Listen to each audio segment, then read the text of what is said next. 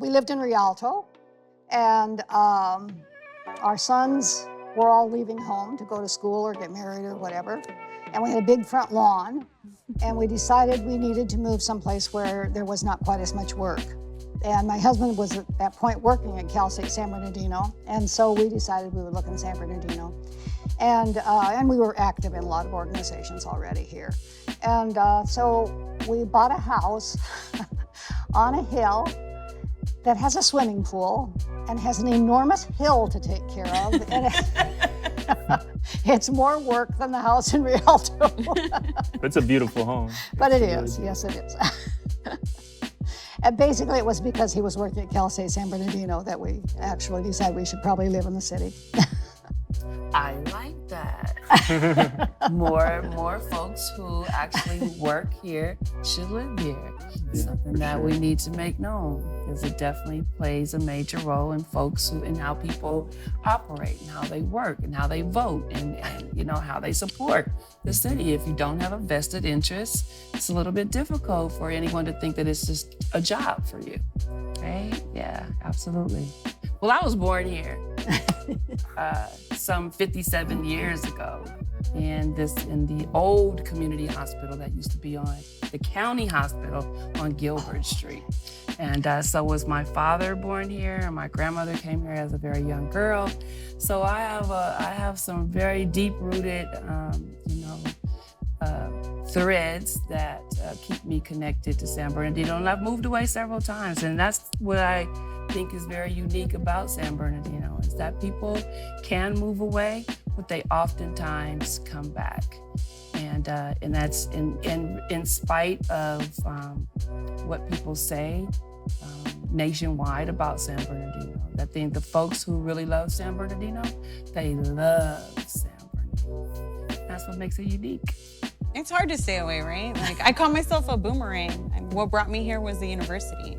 So my parents didn't want me to go away for college because, first generation, first daughter, firstborn. So I had to set the example for my little sister. And so they told me I was going to go to Cal State San Bernardino. And I said, okay. And they dropped me off at orientation. And I had a really great experience as a student. And I joined the Greater San Bernardino Kiwanis Club, and that's where I met Dr. Garcia. And the community, what is really unique is how much our community embraces people and students and how much they love on you. I mean, my parents didn't know how to direct me or navigate me, right? I'm the first in my family to go to school. And I moved out here to try to get the college experience, even though they were in Fontana, and it was literally only like a 20-minute drive. But I lived out here, and I went on to do an internship because of the Reyes family. Like, both Frank and Eloise Gomez Reyes were really supportive of me, and I did an internship in DC because of them and their support. And I came back, and then I went to grad school in Florida, and then I came back. And my first job back was here in the city. I worked for the congressional office, and I haven't left yet. We just bought a house about a year and a half ago now with my husband, and my husband grew up here. But we love San Bernardino, and this place has always been home for me, is where I feel like I've really, where I grounded my roots and where I grew up as a student, as a professional, as a mom. So that's what makes it unique for me. It's actually not where I was born, but it's hard to leave. It's hard to leave because I think the community really provides such amazing support for individuals like myself. So, and one of the most important things they told me was not to forget. Right, not to forget. Important. And similar to Kim, I was born and raised here. I grew up here, went to school here, got my undergrad at Cal State San Bernardino as well. Connected to so many circles through organizing and community organizing. Met the Garcias. They've been great family friends and have taken care of us, and we helped establish the Garcia Center with them. It's just a beautiful place. I want my daughter to grow up here, but with the way development's going right now, I've been very cynical about San Bernardino, even though, I've done so much work for it throughout my years. But yeah, like I left San Bernardino for the first time for my master's program, and I was gone for about 2.5 years. COVID luckily brought me back, and the birth of my daughter, and I was able to finish school here, and I'm back, ready to do work. Boomerang. Boomerang, right? And I think it's a unique place. There's a lot of culture here. We've really, established a lot of things like the taco, right? The whole meatlas story, the fast food of Taco Bell stealing the taco. There's a lot of things out there that San Bernardino should be known for, but we're not giving credit for as well, like the first McDonald's and things. So it's a unique place, and it's really close to the mountains, which I love, and it's really close to the beaches. So it's a good place to like start a family and have a home. But like you said, we just need more home ownership too. We need people to care about the place. So I think that we all have probably been cynical at one time or another, Yeah, right? it's We true. wouldn't be honest people if we didn't tell the truth. But for whatever reasons that we remain here, those of us who do, we just get up every day knowing that we got to make a difference, knowing that we have to make the change. Because for Maya, you're Maya, who it's their future that we're talking about right now and that we're trying to make a difference with. And so that's why we're here. Amen to that. So my name's Michael Segura. I'm with Inland Congregations United for Change, ICUC. I've also organized with San Bernardino Generation Now, which was an offshoot of ICUC. And I am the communications director for ICUC, as well as an active artist in social practice artwork. I have a show right now at the Little Gallery, getting my MFA. It's my thesis show. So hope y'all can come check it out. Fantastic. I'm Dorothy Garcia, and most people call me Dottie. I am here not representing any particular organization, although I've done a lot with organizations in the city.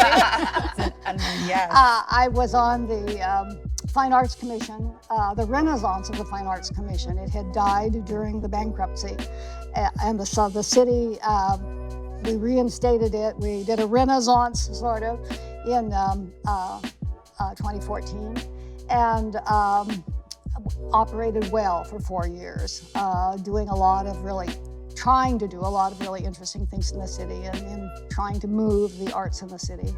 That commission was abolished. And then another commission was formed, which is called the Arts and Historical Preservation Commission, putting the Historical Preservation Commission and the Arts Commission together. It worked. It was difficult, but it was working, and I was chair of that also for 2 years until February of 2020. And it is trying to resurface at this point. It has most of the council members have appointed a commissioner, and the mayor has appointed 2 commissioners. They are having difficulty getting a quorum to meet, as many commissions are at this point. I think many people are not comfortable with the virtual, and so we'll see what happens. I've also was for 17 years on the San Bernardino Symphony Board and in the Symphony Guild, and so I have an interest in that aspect of the arts in San Bernardino, as well as the visual arts. I have an interest in the performing arts. And I have continued to work at what we call the Guthrie Music Library. The Symphony owns 5,000 pieces of orchestral music that are at Feldheim Library. And many of us spend a few hours once a week mending that music that goes out and is rented to orchestras all over the nation. What else have I done? We're like, you're a leader. You're a leader in the I should mention that at one point, way back when, I taught evening classes at Valley College. I taught at Valley College both evening and daytime for a while. And I taught a class called Creative Development for Young Children. And so that's been dear to my heart for a long, long time. that was before we moved to San Bernardino, before I became involved with things in San Bernardino. That is something that I feel very strongly about, is the creative arts for not only young children, the creative arts for everyone. Absolutely. But starting when they're little. That's beautiful. Okay, well, I'll go. My name is Kimberly Calvin, and I'm the Executive Director of a Community Center and after-school program here in San Bernardino on the west side, which is typically the 6th Ward. And we service scholars predominantly that are Latino and African American, and most of them live below the poverty line, and that's quite unfortunate. And so, with that being said, they are always in line to receive resources that are full of opportunities in theater and art and production. And so, we have been fortunate to be the benefactors and receive some funding through San Bernardino's Fine Arts Commission, and that has been a blessing to me, to the entire community, because these children have gone to the symphony several times. They have gone to see Alvin Ailey dancers in West Covina at the Segura Theater. They've participated in the downtown San Bernardino Arts Fest, and it has just allowed us to make sure that they are able to broaden their horizons in the world of arts through the wonderful work of folks like Ms. Dottie here. And so then I had picked up this part-time job that really is a full-time job in March of 2020. So I'm also the councilwoman for Ward 6 as well for the city of San Bernardino. Well, I'm Karen Suarez, and I'm the new director and the first director of Uplift San Bernardino through the Making Hope Happen Foundation. And our mission is to build a generation of successful adults who are committed to growing roots here in our great city. Okay. And so we're focused on neighborhood development and economic opportunities and human capital, which is the most important asset that we have in our city is our people. Yeah. And what I love is being able to weave in and integrate the arts into all of the different work that we do, because arts is a very powerful thing. It's a universal language. It's what brings people together. I mean, art festivals and festivities and the celebration of culture really is something that, you know, we're seeing pop up in different parts of our neighborhood, right? And it's what bringing community together. And so we want to be supportive of more of that. And personally, I've been involved with RAFMA over at Cal State San Bernardino and have been partaking in some of the celebrations there. My favorite was the Dia de los Muertos celebrations that we would do, and we would do activities with the kids. And I also played the flute for 10 years, so I was part of the I was part of the university band when I first started at the university. So performing arts is something that is wonderfully important to integrate into our daily lives. So that's kind of, well, and then of course, through all the community development work that we've done, we've just found that arts has been such a great way to start a dialogue and to also get input from our community. I've done it through the Heart Association. I used to do, I was the director of the Dominguez Dream, and we funded STEM and arts programs in underserved elementary schools. And that art piece, you know, woven into science and technology and engineering and math was really powerful to get the kids to engage with us. And it was exciting. It was fun. Mostly it was fun.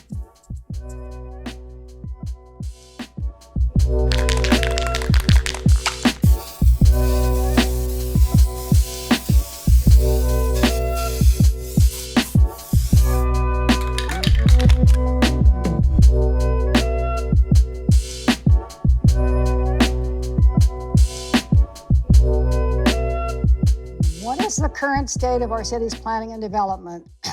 I watch most of the city council meetings, and so I try to keep abreast of what's going on. And to my knowledge, and Kim can answer on this, but to my knowledge, those who've been appointed so far by the mayor and council members to the city's to the general plan, there are no arts people. And that is really important to say and to know, that there is not any evidence that that is a high priority for our city council members who so far who have appointed people to those committees, Mhm. both to the General Plan Committee and to the Downtown Development Committee. I want to quote something from something that came out of St. Paul, Minnesota. And I laughed at this when I read it because, you know, we talk about St. Paul, Minnesota, and Minneapolis, Minnesota. As what comes into our mind right now, of course, is what's happened in the last year in those cities. However, they had done so much in terms of art, and that's Yes, they totally have. separate than Yes, they have. what happened with We in the understand. past year. Mhm. And they had done so much with art in those cities. And one of the things that they said that the mayor of St. Paul said at that point in 2014 was this: creative people can drive economic development and community engagement rather than simply augmenting it, which is sometimes an after the fact kind of thing, instead of putting them in at the beginning.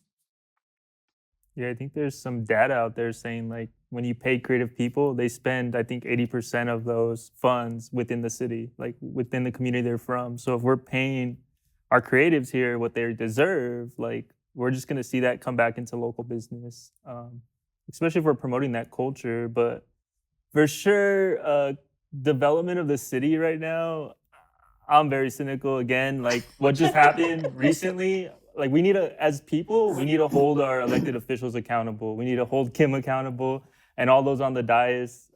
Kim, you did an amazing job this last vote, right? We had a warehouse moratorium proposed. It didn't pass because of one vote, and the people who voted against it was Juan Figueroa and Fred Charette.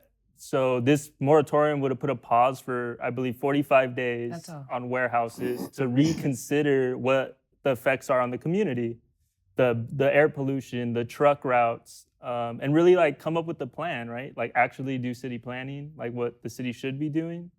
And as somebody who has a family here now, I really felt like that needed to pass. So I'm really disappointed in those two city council members, and I'm praising those who did vote. But like we need to do that. Like we need to have public comment. We need to be there at public comment, and your public comment can be anything you want. Like you can get on social media and do posts and do your comments that way. You can engage people to also make public comment, right? You can make artwork about it. You can do political cartooning. You could make video artwork, whatever you really want, dance. Like be creative about how you get the word out there, but we have to push. We have to push the city and those leaders that we have elected, right? And I'll get more into it as the conversation goes on, but go ahead, Kim. I know you have something to say. Well, you know what, I just really want to say that how proud I am of the community. The community has really been making me proud the past 6 months. I mean, when we ask the city clerk how many minutes of public comments do we have, and they continue to grow, 2 hours and 20 minutes. I'm like, hey, I get happy. I smile and sit back, you know, because that means that what I was elected to do, one of the things is to engage community.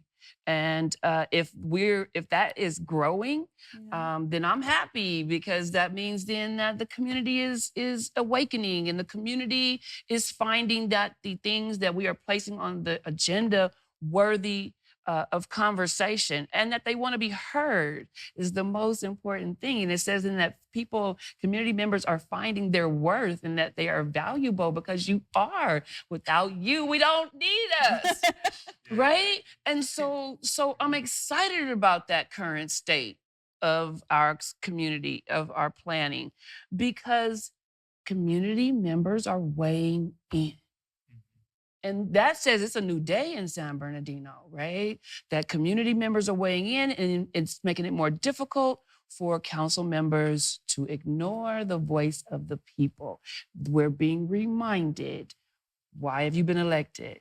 What is your purpose? And if it does not align, it will show in the vote. We need to vote people out who don't It needs do to. what the community It needs. will. That's really Democracy the- is at hand. It's being played out in a way that, and really and truly, those are the things that keep me excited and keep coming to the dais, because it's not easy, right? When you know that there are being good things placed on the agenda that can really push us as a community forward to the place that we really want to go. But it's not going to happen overnight. And so what we are faced with is then that November 22 is going to be a new election. And then we have another opportunity to put people on the dais that align with what the city wants, what the community values, what direction that we're going in order so that San Bernardino can become a thriving monopolist, right? Well, and that's what's exciting about the fact that there's like the general plan update coming up, because it really is an opportunity for residents to participate and engage in a process. I mean, this is literally like the blueprint of what's going to be developed, right? I feel you on the, feeling cynical about those things, but this is the chance. Like, this is the moment where we can provide some input to let them know how the housing element, how are we going to plan all the housing that's needed in this city? What type of housing is going to come here? Like, we need to be informed and understand all of that planning, all of that development process that's to come. But I really do see it as an opportunity for us to be able to, provide input. The opportunity is there, or could be there. But do you think that based on how either of those committees, the makeup of those committees, that's going to be available? Yes, because they all haven't been filled yet. Yeah, I think right? They all haven't been filled yet. So there's an opportunity to inspire someone or to nominate someone. I'm gonna get a little cynical again. Well, let me just say something before you go there, Michael. And so I want to just make a comment about the charter being changed 2 years ago and affording each council member to choose somebody out of their ward, right? Which I did that, and I was crucified on the dais for that. Thank you for that. But it's there, and so I didn't create the charter, and nor was I part of developing the charter, but it's there. And it's there because, and it's not to say that in each of our wards we don't have everybody that's there, right? But there are some people that are more active in the community and already wanting to play a role in those capacities. And so I just feel that as a city, when we're talking about thriving or growing up at one time, it's not my ward, your ward, their ward, her ward. That's not it. It is us as a city. So us as a city, we need to take a look at that then, see who's doing what and where. That way, then I know for sure that somebody that I place in that position is where they want to be. It's where they're passionate about. It's the knowledge that they have. And they're wanting to come to the community and say, here's what I already do. Here's what I'm passionate about. And this is the part that I can play a major role for. So I just wanted to, just give everybody an understanding of why I did what I did. No, that is really important, because having been on both the Arts Commission originally and the Arts and Historical Preservation Commission more recently, I think what came across in not so much with the Arts Commission, although, because I think everybody was committed, but not everybody had a background or was really an advocate. In the second commission, when I was on it, I think council members had no idea of who might be a good commission member in terms of the objectives of that commission, which was those were difficult objectives to combine the arts and historical preservation. Possible, certainly all kinds of possibilities there. But I don't think council members understood what skills, what background was needed. And they just appointed someone who... Yeah, I think a lot of council members are disconnected. I think Kim isn't, because she works at the park, at the Community Center. Ben's out there in the community organizing. There's some people who are highly involved. There's also council members who work outside of the city, so they're not here full time and they're doing this part-time job as a council member. Honestly, we need to pay our council members. I strongly believe that, so that they can work full time. And commissioners should also receive a stipend. Yes, most definitely. But for sure, going back to Dottie's point, I honestly think a lot of the commission, I served with Dottie on the commission. I was the youngest commissioner there. There weren't that many young people being taught how to do this leadership as well within the commissions. Dottie taught me a lot. Like me and her worked so hard. We pushed a mural policy that never got passed because that's our city government. It's just so slow, even though we're doing all the work for them, the groundwork. And so going back, it's just like people aren't qualified at times for the commissions. So that's something I think council members really need to look at is like who's qualified, their backgrounds, like Dottie was saying. And I see this with the planning commission, going back to city planning. A good friend of mine, Jesus Flores, just got appointed by Ben, I believe, for the planning commission. And when I watched that actual meeting, like he's the only one asking questions. Like he's the one like he has a background, and you know he does because of the questions he's asking. And the rest of them are just quiet. They just vote yes on My it. commissioner does too. She works for planning. Well, you need to tell her to start. Like making sure. Okay, I'm gonna tell her Michael Segura was talking. Hey, tell her to get on those questions and start thinking the future game. Because that's the thing with the warehouses that I see. Like, we're not thinking about the next generation. When automation comes, a lot of these jobs are going to leave us. People can't see that because they're not thinking of the future. They might not be here for the future, right? They don't really care. Fred Charette might be one of those, right? That he's just like, whatever, like I'm checking out and I'm on my own island now. And yeah, like we have to push. We need to make sure we have qualified people, and we need to bring back the leadership, right? Like training that next generation, giving them the skills and the whatever they need, the resources to be able to lead on those commissions when it's their time, right. Or else we're going to continue to have unorganized commissions. Well, that's also due to the fact that the city and the school district and Cal State, there's a big disconnect. Yeah. So we don't have this connection to where we're actually grooming throughout high school and then on to college and allowing them to be part of city council, city life, government, right? Learning to govern while you're in high school is being able to see, so that we give them some options the same way that we do when we're introducing them to the world of art, right? Just so they can explore and see what part of that world do they want to play a part in. Same thing has to happen in our city government. Am I hearing bringing back a youth commission? The Bridge program, yes. So Ben and I, Councilman Reynoso and I have already spoke to an assistant superintendent, Dr. Funches at San Bernardino. Yeah, we're working on it because we love the youth. And I'm only going to be getting older, right? Not younger.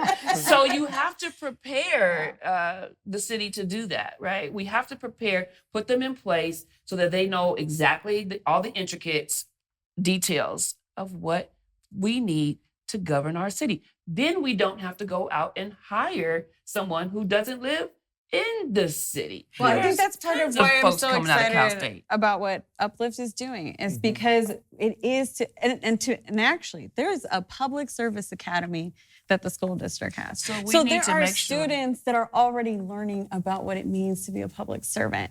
And so those are the things that are this is the long game, right? Like, I mean, looking at all that has been done. So San Bernardino City Unified has 54 pathway programs that are going to go into like the next generation jobs. Yeah, some of them are great. Some of them, there are opportunities, right, to make sure that they are going to have relevance in, when we talk about automations. Because I totally hear you on that. And luckily is also a regional conversation. So it's not just stuff that's happening here in San Bernardino. It's something that's going to impact us regionally, and we have to stay on top of that. Yes. But I am excited for the youth. Well, I am excited for them. It's red. We got a red. We got a red. I'll comment later.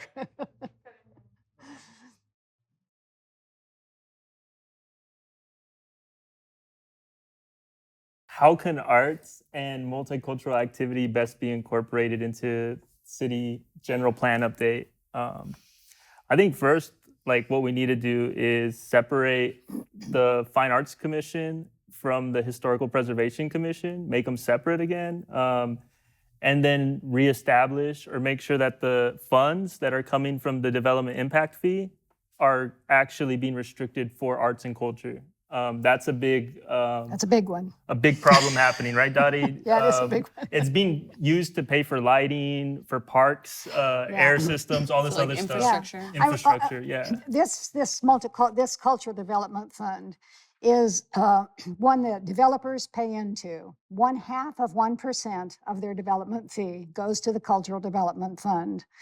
And it's been in existence for 20 years, maybe. And 2 years ago, there was a decision by the council at that time to make that, instead of a separate discrete fund, which would happen to be in the mayor's budget, but a discrete fund, to make that a part of the general fund.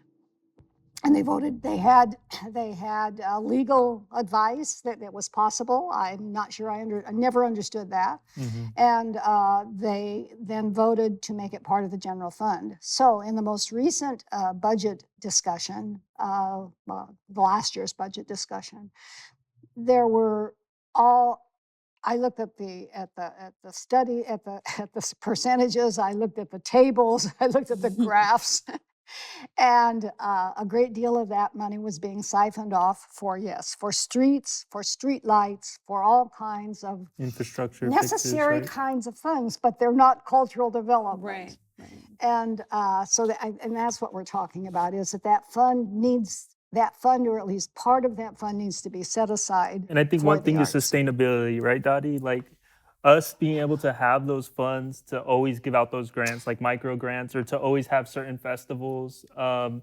And that would also lead to possibly establishing a department for arts and culture, where we could eventually have a public art department sprout out of that, and other departments, right? Maybe even the History and Preservation Commission would be underneath that department.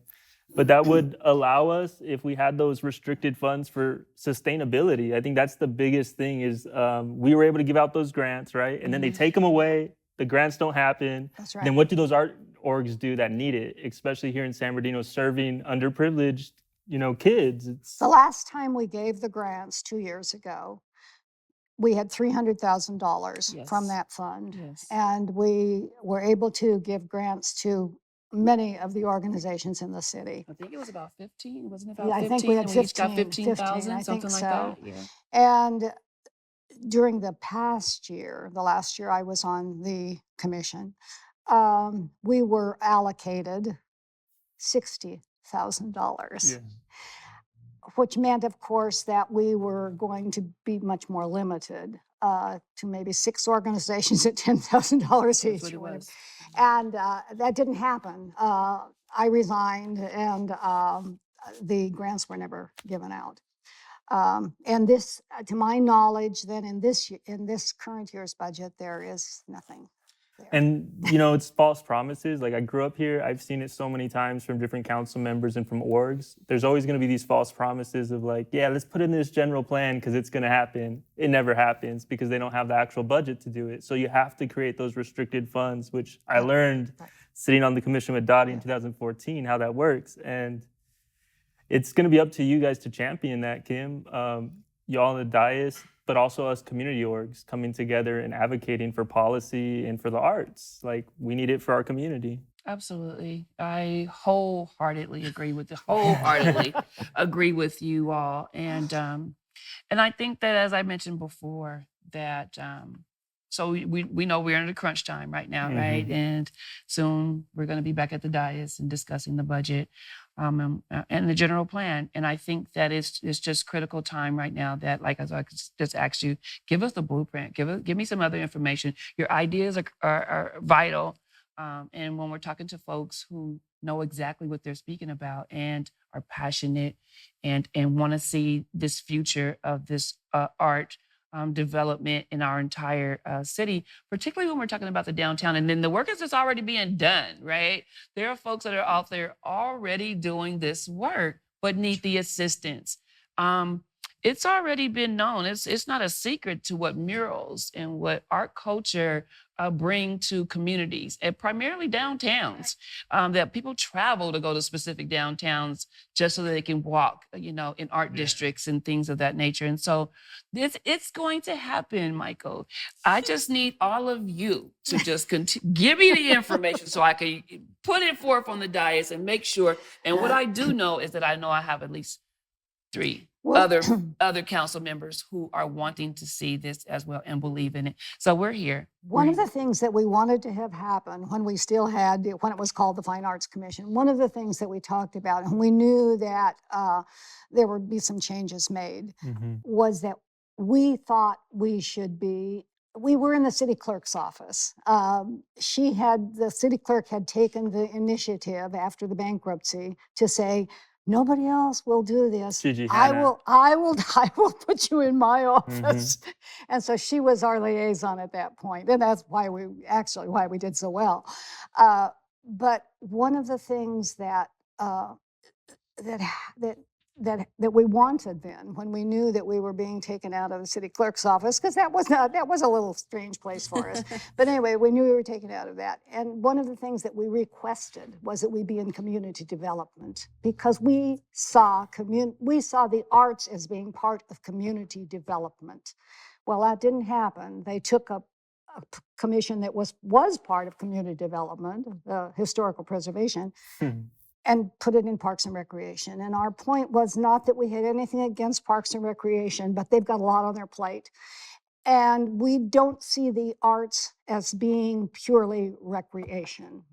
Yes, that was I got it. the point. I got it. No, and I think that's a great suggestion. I mean, you see it across the country how arts revitalizes communities. I mean, I know that we had an effort, right, when the SBX came through and trying to get artists to help make, beautify the bus shelters, for example. So what I wish would have happened, now that you mentioned that it was monies were being used for infrastructure, is that there are ways to integrate the arts into infrastructure investments. And you do see that happening in other you see it in Los Angeles. Yeah.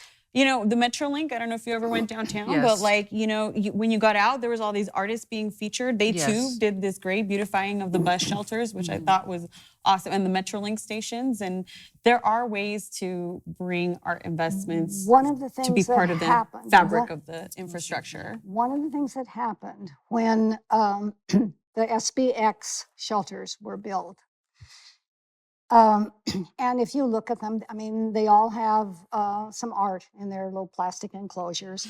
And if you look at the one downtown, it is beautiful. I was telling Michael a while ago that for some reason, I didn't know, and I was on the Arts Commission. I didn't know until I crossed the street one time from the City Hall to the Enterprise Building and saw that beautiful mosaic platform. I didn't know that. And so I asked the person who had been the consultant, who had been from the outside, who had been responsible for the art in those shelters. And I said, was there ever any call put out to artists in the community, in this community, to put in their ideas and to be chosen as some of the artists? No, I don't think so, she said. Yeah. And I think they only came and gave us a presentation, but we didn't really have any say on any of the issues. Being an art commission that should be, made up, like Dottie was saying, people with backgrounds in the arts who could at least talk a little bit on local artists. Yes. Yeah. Yes. I think that we have the steam behind us now, because it's quite inspiring to me to see that, if not every weekend, every other weekend, that there's some type of artistic event going on downtown and throughout the city. So again, I mean, with the East Street unveiling, what was it yesterday, right? The murals that are along the Enterprise Building. It's just beautiful. I mean, I think there are some ways. Shout out to Freddie, West Side Story, putting that together. There's gonna. I think that what the general plan helps, at least the consultants do, is have an understanding of the vision that our residents have, right? So can we designate an arts district in the downtown, portion? Can you have arts districts in other parts of the city? I think those are certainly the types of things that we can ask. And maybe not have consultants for everything. I think our city spends so much money on consultants when we have experts here. You can ask Dottie. You're right about that, Michael. Dottie can consult for free, right, Dottie? You're retired. So what type of money would you be thinking that would be a good startup fund? A startup fund to have a allocation, a line item allocation. For the allocation yes, that ma'am. the commission might be able to use. Yes. Well, the 200,000 was worked for a couple of years. micro grants, and then right? we had the 300,000, Yeah. I think it And that depends was on fine. So we it talking depends on about- what Now that developments doesn't are. pay that, I mean, that would only go for grants then. I mean, if Yeah, we're yeah. talking about Bigger having a projects. staff person Yeah. who is Okay. specifically responsible for working with that commission, obviously Okay. then we're talking about a salary there. Okay, a city staff person or a city staff community person. person? I City think a city staff. staff person, Okay, But yeah, because hire you've got from to the have that community. liaison there. Hire from the Somebody, community, somebody but for Okay. sure in one city of those staff. offices, whether it's the mayor's office or whether it's But- community development, somebody in one of those offices who has that specific responsibility. And maybe there's another tax that maybe we can increase the tax, though, the development impact fee a little bit. It's not that much right now, and that might be able to pay for that Well, staff in the Michael, actual there was department. $4 million in that. Yeah, and they spent it all. At the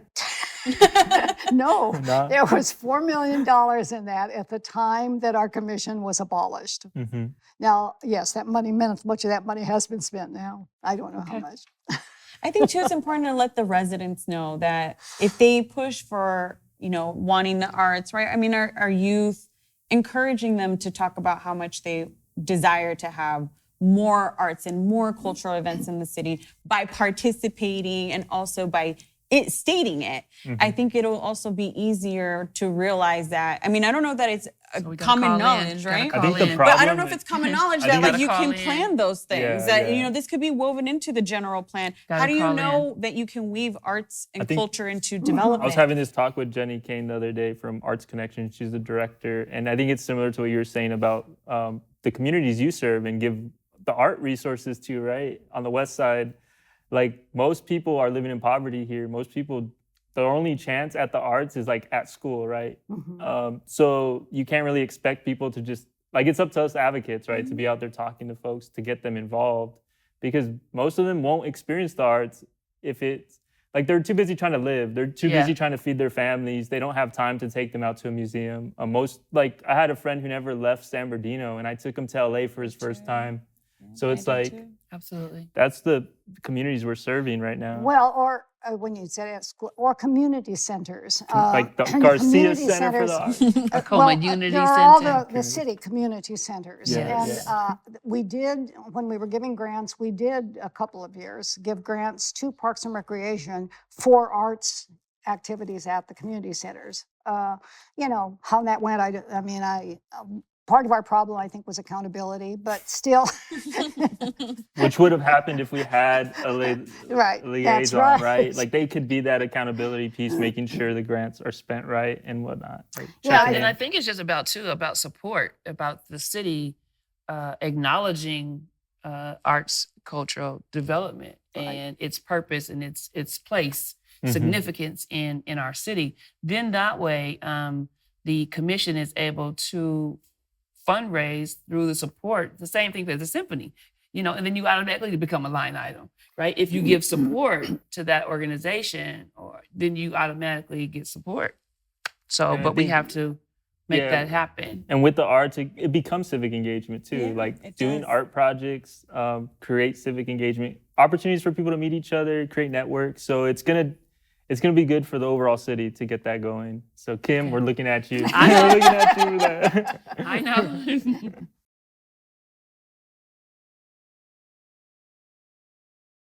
Well, I think one thing that we need to look at, and if you look at the two parts of that question, in terms of gentrification, one of the things that has to happen is encouraging local artists in all parts of the community.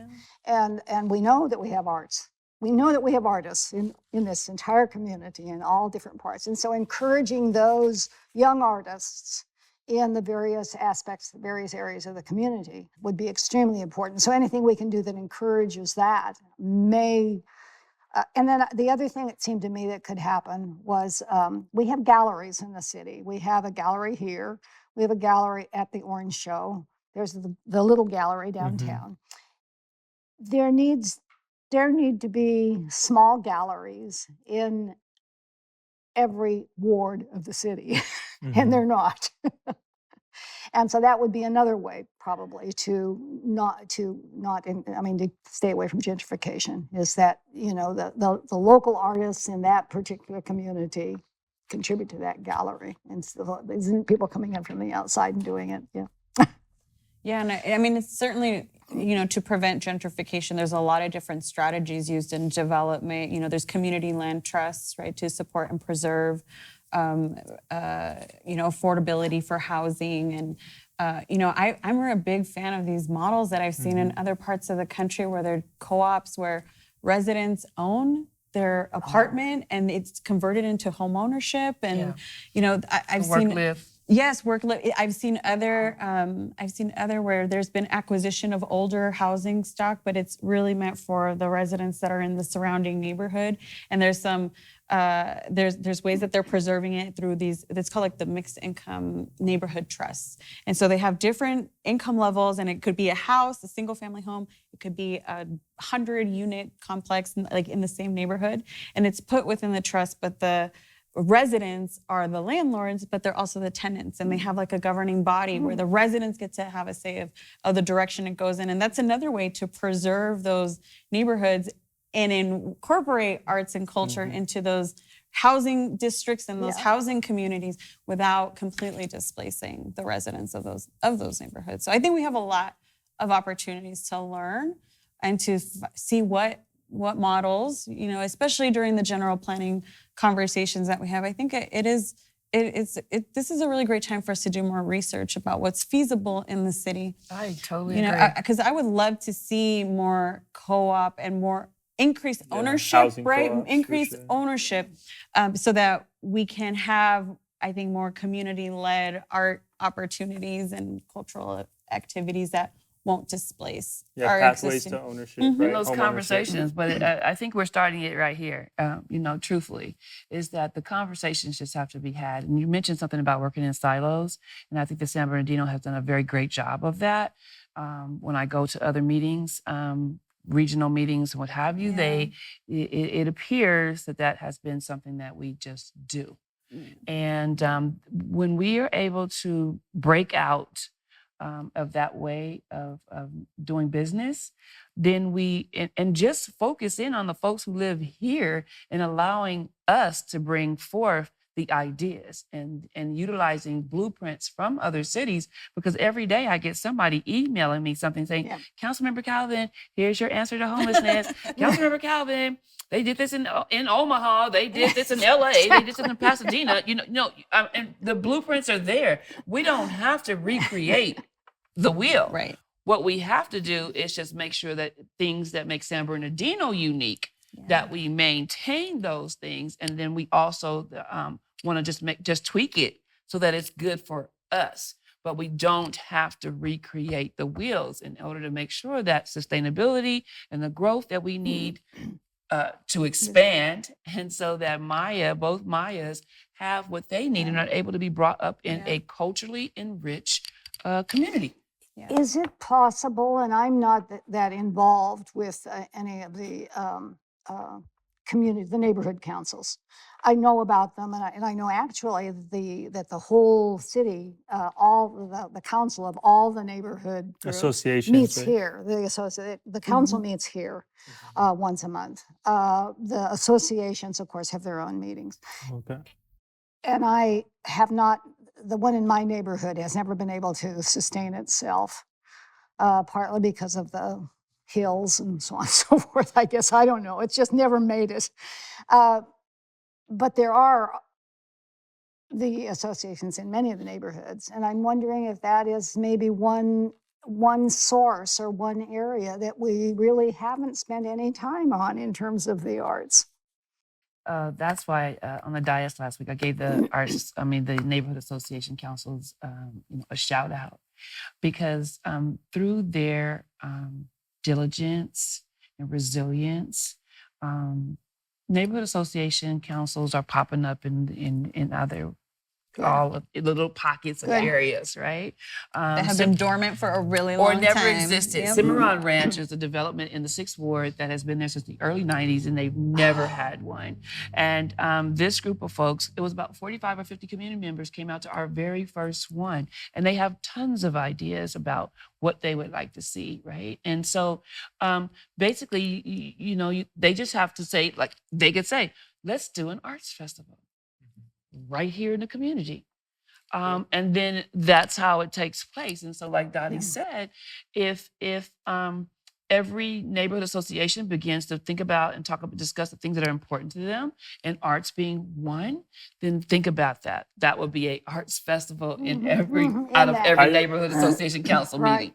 I think I'm gonna go back to Karen's point though. It's like it starts with housing. The arts creates gentrification. Like we know this from facts and from studies that like the stuff happening downtown's awesome, but that is like adding to gentrification. SBGen participated in that. I'm not ashamed to say that. We feel bad about it because in the end, like those developers can do whatever they want with their land. They can sell the little gallery if they wanted to. In the end, like places like the Garcia Center for the Arts, which is here for like another 95 years, a lease, right? Yeah. This is a place to invest in. But at the same time, the more we grow it, the more other developers are going to see the lots around here and be like, we want to buy this, we want to buy that. So unless we do the housing policy and we get more affordable housing, more of those options that you were talking about, like the arts is going to just gentrify our city, and us artists are going to participate in and eventually possibly be pushed out because, you know, most artists don't make a living wage. Most artists are like starving artists, right? That's the whole thing that they say. So I'm very cynical, and it's because, you know, we live in a capitalist society. Like, it's always going to be profit over people, and that's something we see in San Bernardino already happening widely. I just know, like, because of the downtown development, there's already, like, talks of prices being pushed up. The place where we're leasing for ICUC, we have this huge building that we're going to be opening soon when COVID, you know, laxes a little bit more. They were trying to like charge us $800,000, I believe, when originally it was like a $300,000 charge only. So it's like people just trying to boost things up just because they see other big development projects happening. And that's gentrification happening already. And it's a slow thing too. That's something to notice. Like gentrification is slow. We're not going to see it today, but maybe in 10 years, we're just going to see neighbors getting kicked out of their homes and things of that nature. It's already here. I I'll tell you that. It's already here. We are seeing just it. an example, the houses across the street here on Acacia are all rentals. And the people move in and out and in and out. There's a lot of, it's really transient. And I remember when we first opened here, and I made a comment, and I was on the Fine Arts Commission then, and I made a comment to Gigi Hanna about, well, you know, those houses across the street, we need, I don't remember what I said, something about, we really need to make those look better. Those need to look better than they do and not be so transient. And she said, so you're for gentrification? I said, well, the interesting thing that had happened and that could move is that Habitat for Humanity built 2 or 3 houses just over on 9th Street, right? They're building. And so that's a possibility of, it's not exactly gentrification, you see. It's new houses and it's families that will support, that need those and will support those. And be able to purchase and they would love to continue to build. I sit on their board, and we've, you know, come across some issues when it comes to permitting and things of that nature, like a lot of other developers and stuff have in our city.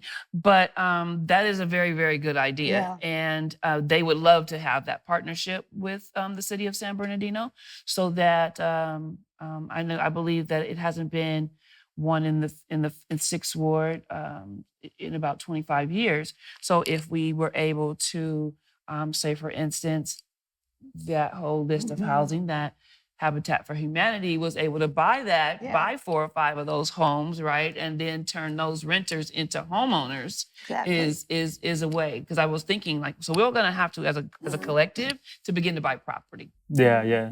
Well, the exciting thing that we're working on through Uplift is that we have this, we have a project that the Robert Wood Johnson Foundation funded, and it's focused on homeownership.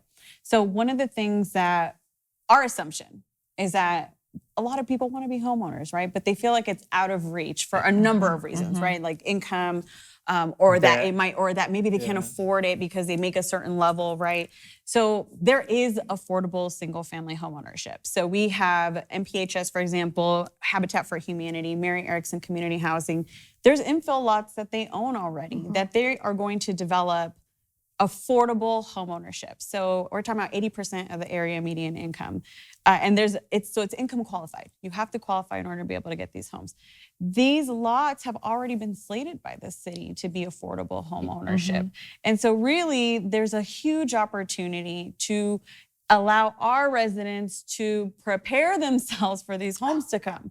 So some of the things that we're doing is we're partnering up with the neighborhood associations. We've partnered up with the Arts Connection.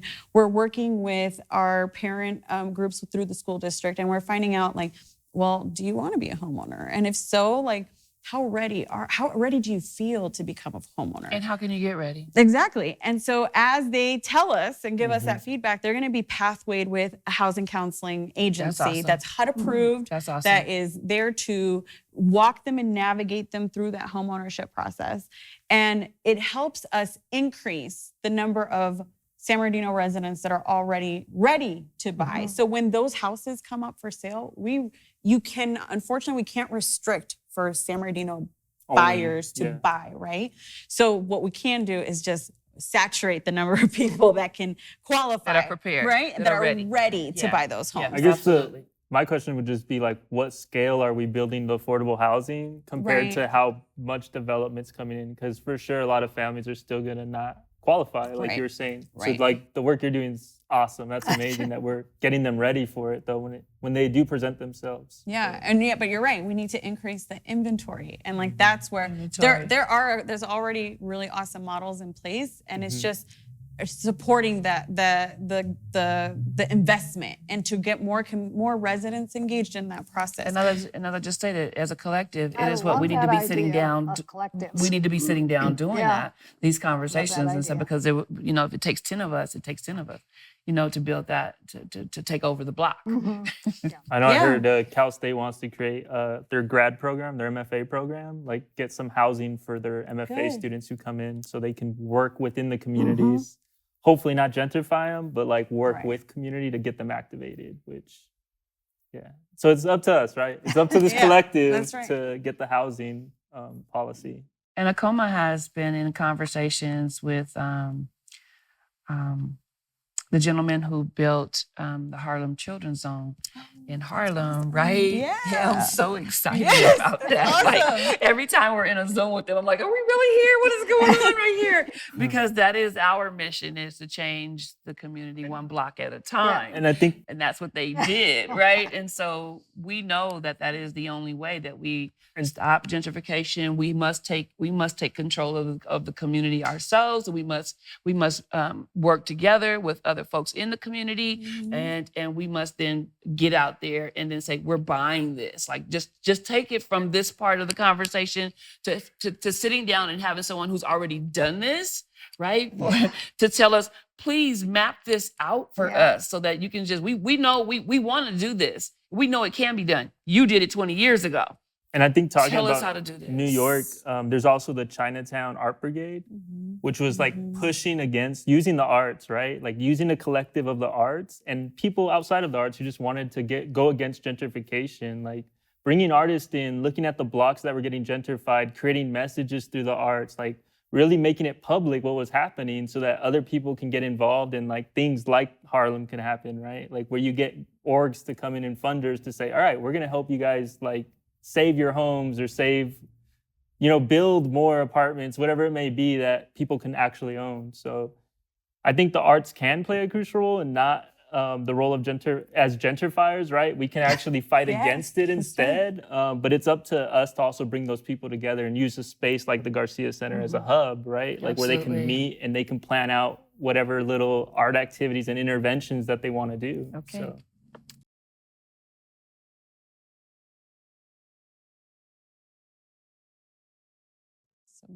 So many good ones to even think about. So many to talk So some positive art contributions for me, as I stated, being the executive director of a community center.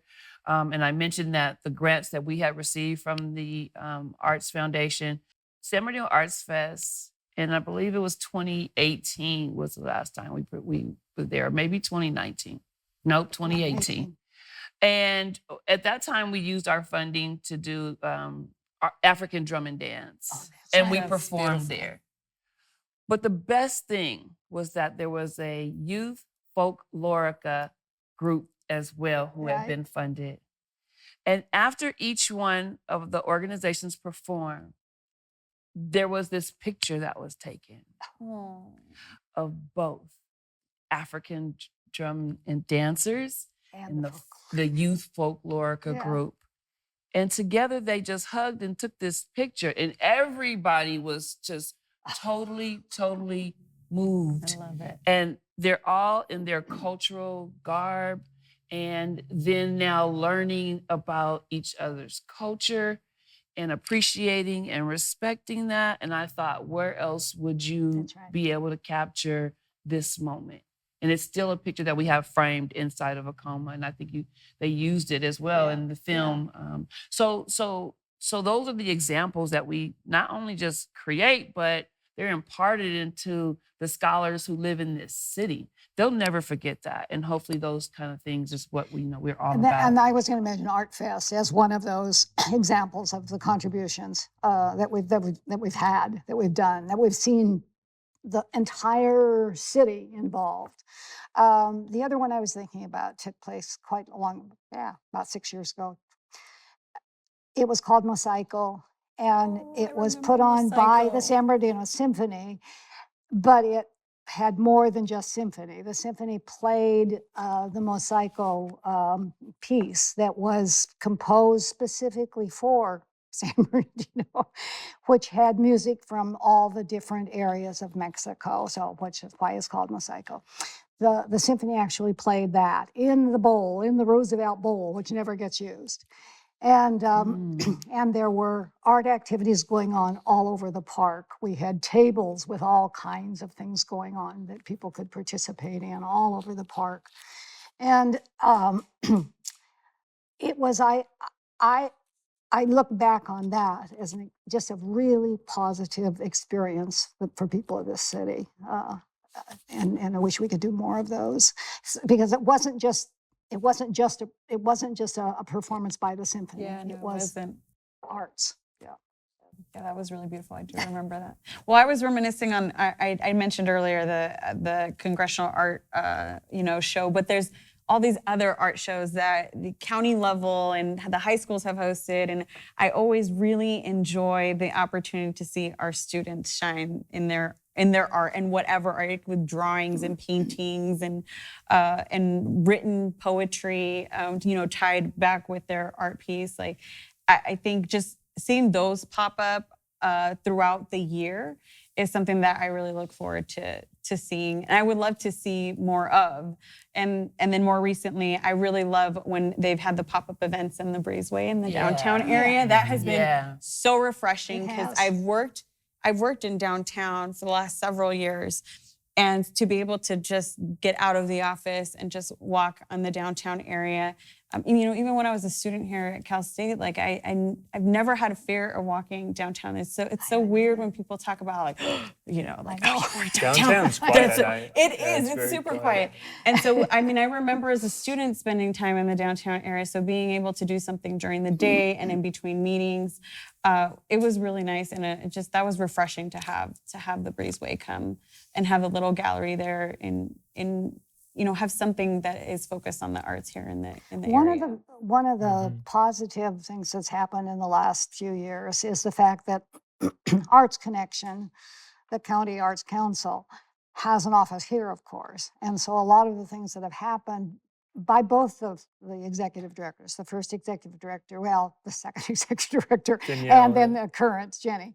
But the last two executive directors have been very focused on, really focused on San Bernardino and making things happen here, as well as obviously they have interests all over the county, but they've really worked here, and particularly in the whole Breezeway situation.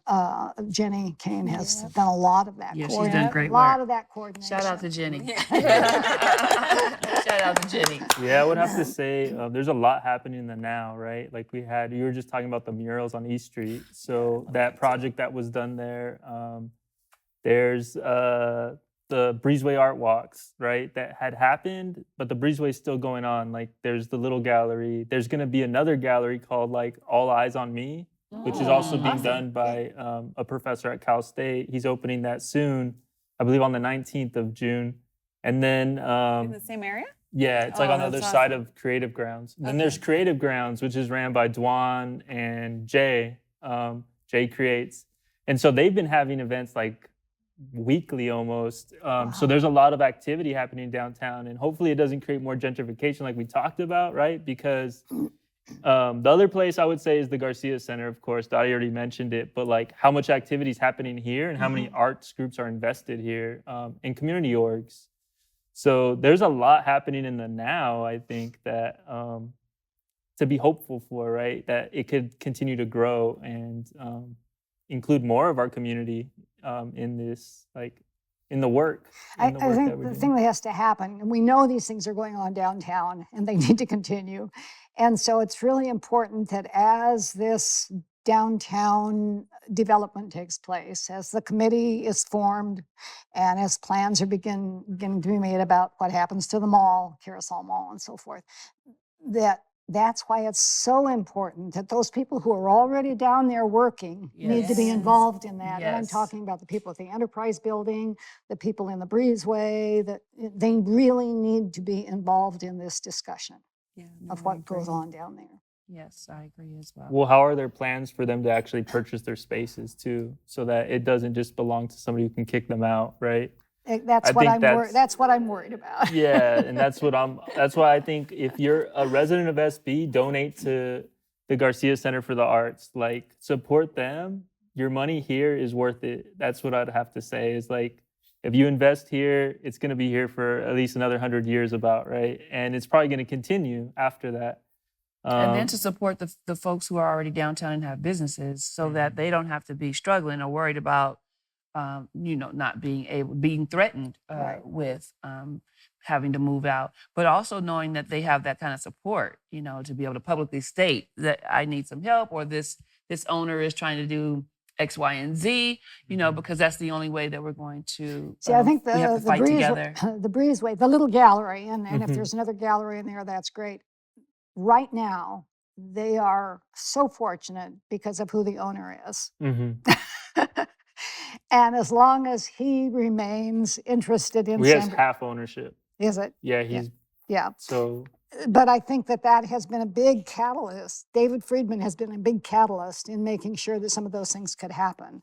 I think we need to hope that continues. They're not allowing them to purchase the space anymore. Oh, really? So for sure, I was telling them sustainability is the big talk. Like, even the people working on the East Street mural project, I was like, think about sustainability. Developers still hold us. Like, they're the ones who have, the lasso around our necks, really. Like, they're the ones who can cut things off if they wanted to. But obviously, they're trying to gentrify the area so it goes up in value. Business-minded, right? Thinking if you're a business person. But that's just being real and logical about it. And hopefully, like I said, maybe we can fight, like you were saying, right? Like, we could fight to advocate that we could buy these spaces, that these artists who are there, these businesses who are there, we want them to stay. Well, we can, because one of the ways that could be done, I think, that block between Court and 4th and E and D is a historic block. Mhm.